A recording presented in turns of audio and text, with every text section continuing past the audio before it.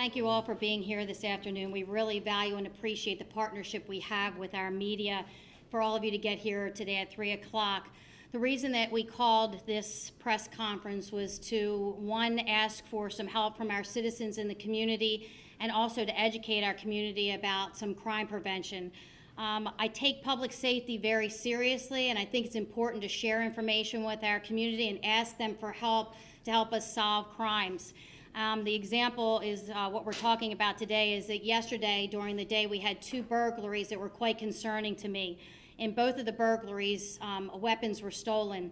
In the first burglary that we received information late yesterday afternoon, an AK-47, as you can see from this photograph, is an image of an AK-47, which is a 7.62 caliber weapon that has a 10-inch barrel, was stolen in a burglary, along with 1,000 rounds of ammunition and 2 40-round magazines. That concerned me very much, and we have been actively investigating the case since the burglary occurred. In a short period right after that, we discovered and were reported another burglary took place, and a second weapon, a rifle, was stolen in a burglary. And this is a Henry repeating rifle. It's a U.S. Survival AR-7 semi-automatic 22 caliber rifle, and as well as the rifle being stolen was 700 rounds of ammunition.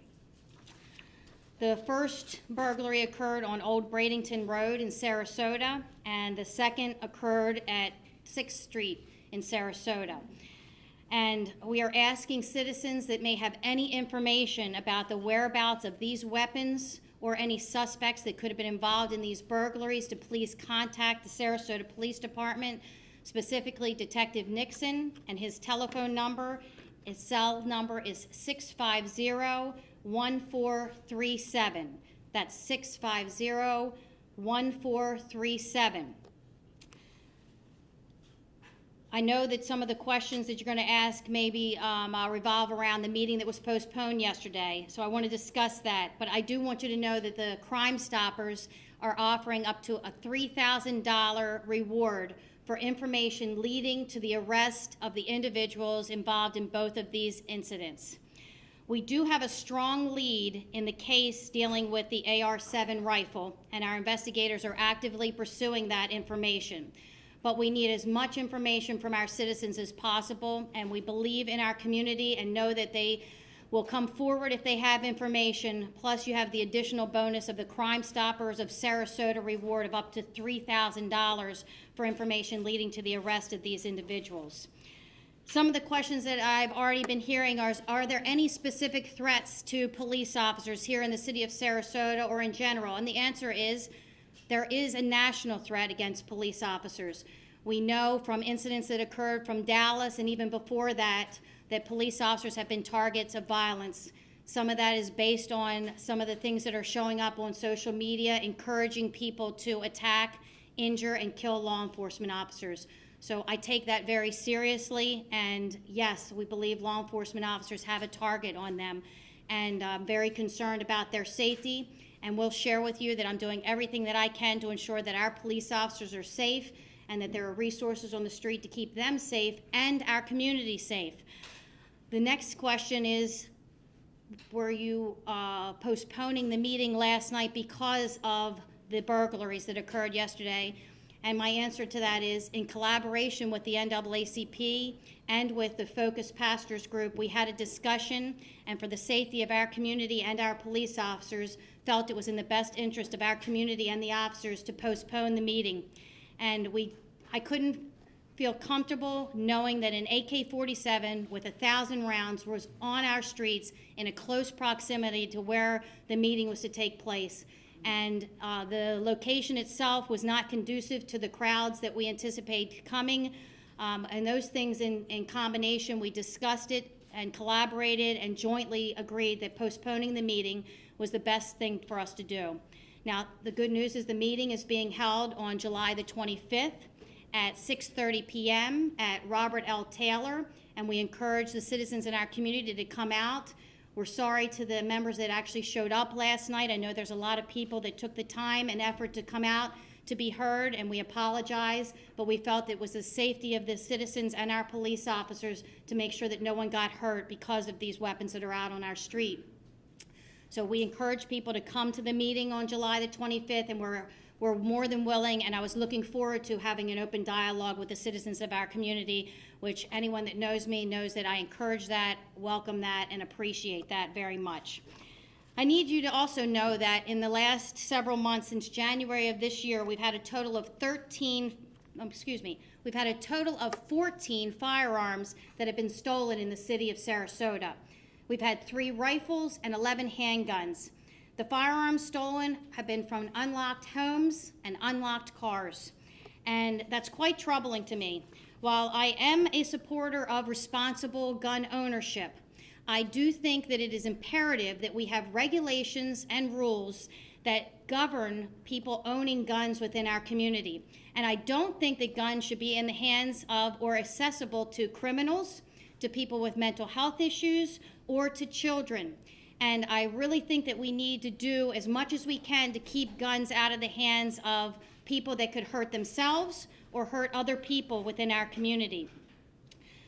I think it's important that people that own guns have a responsibility to know how to handle a gun, how to shoot the gun, how to secure the gun, how to clean the gun. And I encourage, and I think it should be mandatory, that people have gun safes in their house and that they don't leave weapons in a car, whether it's locked or unlocked, because very easily criminals can smash a window and steal a gun out of a car. And I think it's irresponsible of people that own guns to do as such. And I really encourage people to secure their weapons so they don't get into the hands of criminals. I am willing right now to take any questions from anyone in the media about this or anything else. Right, Collins? You said you had a strong lead on one of the 2 burglaries. Do you not think they're related? We don't know at this time, and we are actively investigating. We just know that at least in one of the cases we have very strong leads and don't know if it's going to lead us to connecting to the other case. Can you talk about the meeting for folks who maybe don't know what that was all about, put it into context for us, and tell us how close it was to one of those locations? Yes, the meeting that was going to take place last night but was postponed till July the 25th was a meeting. I received a call from Trevor Harvey, who's the president of the NAACP, and I also received a call from Kelvin Lumpkin, who is the pastor who's the president of the focus group. And both had called me on separate messages asking that we have an open, candid conversation with citizens in our community. And I immediately said, yes, we would be active participants in that. I welcome that. As a matter of fact, our agency meets with citizens in our community. We have New Beginnings 2 meetings. We have meetings with our citizens all the time. We actually recently just had a use of force meeting where we encourage citizens in our community to come and comment on our use of force policy, learn about use of force that our police officers use, and actually have our citizens be police officers and use force in scenario type situations. So that was the type of meeting that was going to take place last night. It was going to be an open, candid dialogue for us to be able to hear from citizens in our community in reference to the nationwide issues that are going on with people that are concerned about the conduct of police officers, as well as the murder of the police officers that occurred in Dallas. So that was what the meeting was going to be about and will be about again on July the 25th.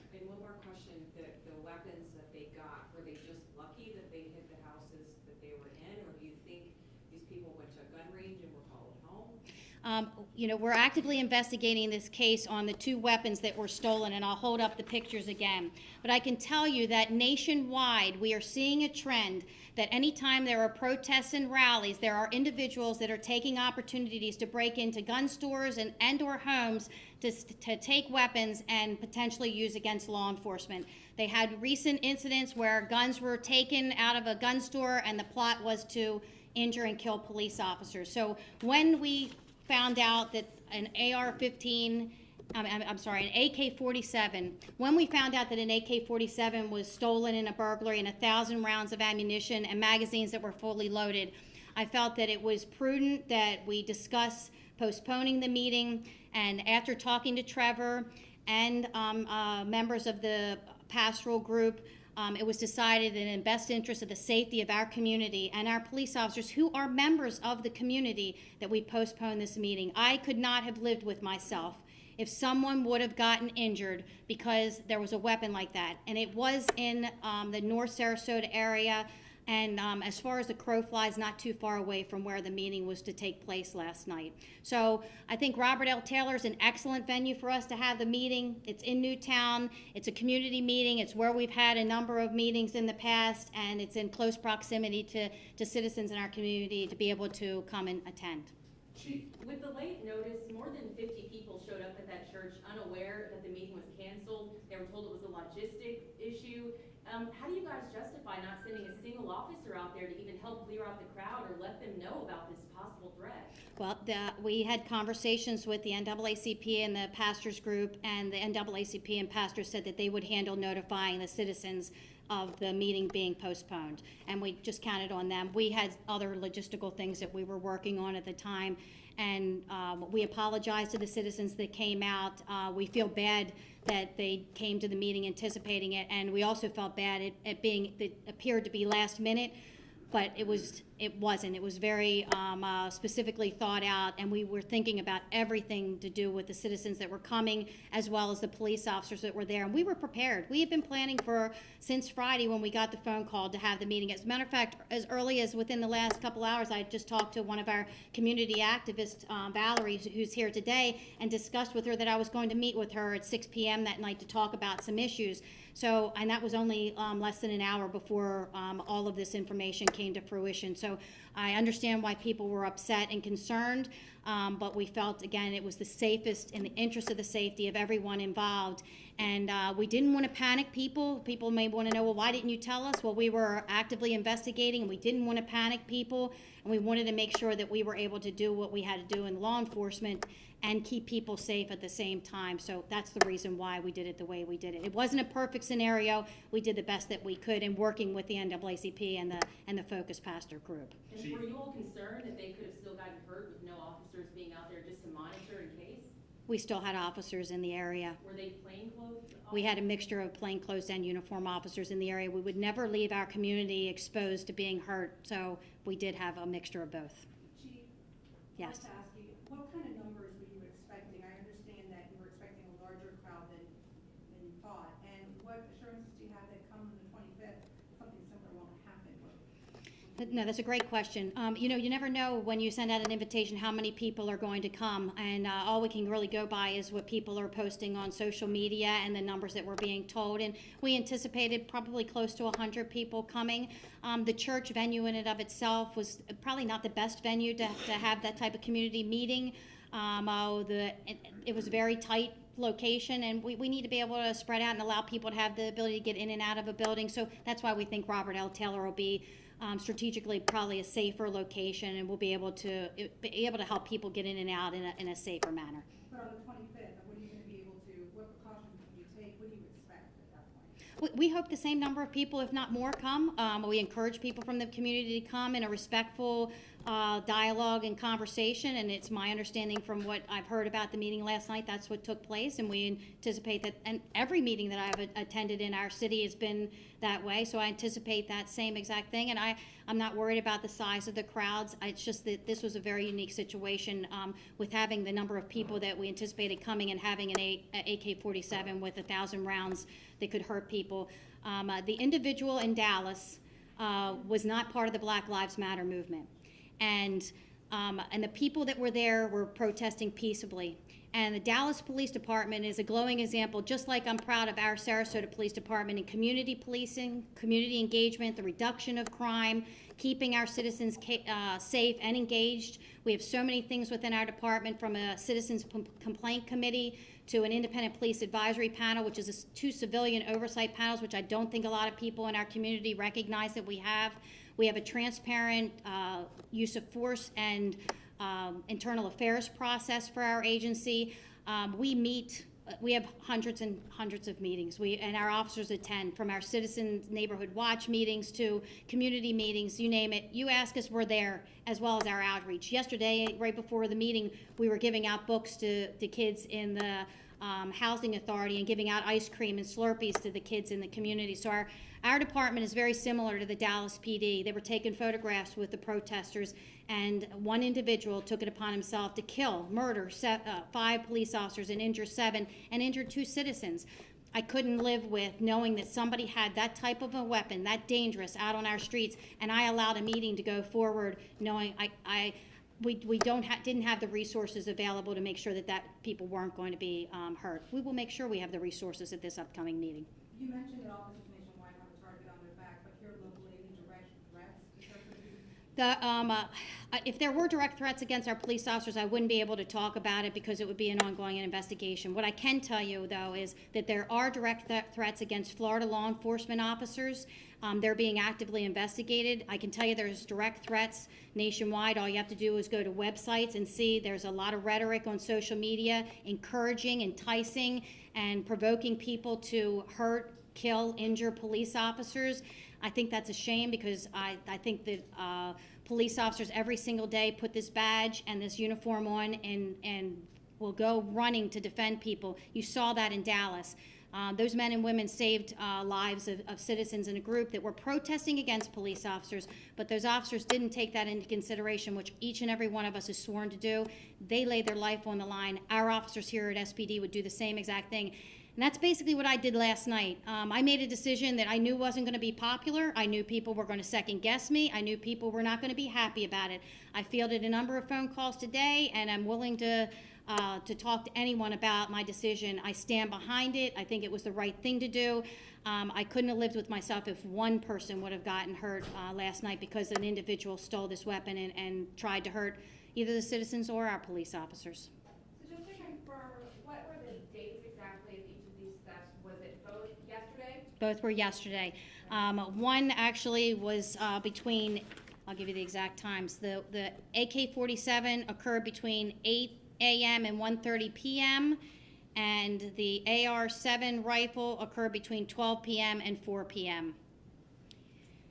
So both were yesterday, and I don't believe in coincidences. I think you have to take things seriously, and my gut and my instincts were very clear that we needed to postpone the meeting for the safety of our community and our police officers. And I would do the same thing again because all the people in this community mean a lot to me. And I've been here about 3.5 years, but I feel like everyone here is family.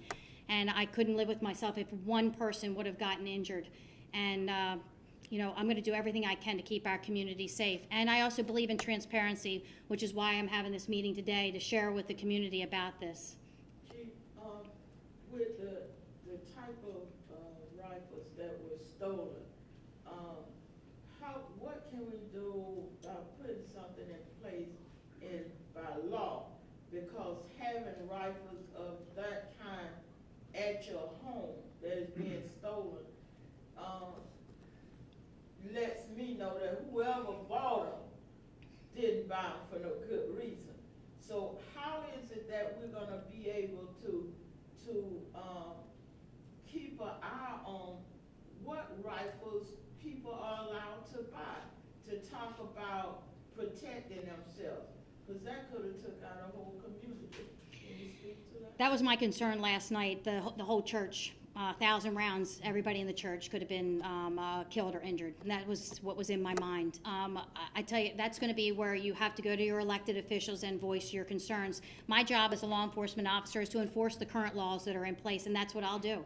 And but one thing I will advocate crime prevention wise is if you are an owner of any type of a weapon, handguns, long guns, whatever type of weapon, you've got to buy a safe and lock your weapons in a safe. When you're not home, someone can break into your house easily. Even with alarm systems, they can break your windows and they can get in and steal your weapons. We need people to, at the very least, until any of the changes that you want to get changed in the legislature, we need to worry about what's happening now. And at the very least, responsible gun owners should lock their weapons in safes. That's the right thing to do. It's safe, it keeps a weapon out of the hands of criminals, and it keeps away from children who could be in the house or people with mental health issues. And I also think that it's highly dangerous to leave weapons in your car unsecured and your car is unlocked. I am very surprised that, that people are allowed to do that, and it's the law, but I still think it's irresponsible, and I encourage people that if they are going to carry their weapons and they legally have a right to do it, that they do it in a safe manner, and that's by locking them up. We have gun locks at the Sarasota Police Department. We hand them out, and we encourage you to come here and get gun locks for free to be able to secure your weapons at the very least, so that somebody can't immediately get a hold of them and hurt them. Great question. Anyone else? Thank you all so much. I really appreciate it. Again, Crime Stoppers is offering a $3,000 reward for any information leading to the arrest of individuals that were involved in these 2 burglaries. I thank our community for their understanding and their trust and support, and I look forward to seeing any citizens that want to come out on July the 25th and join the NAACP, the Focus Pastors Group, and the Sarasota Police Department in having an open and candid discussion about nationwide issues in law enforcement, and to share with you all the good things that we're doing in our police department, but also to listen to any concerns and questions that you have about what's going on in our city. Thank you all very much.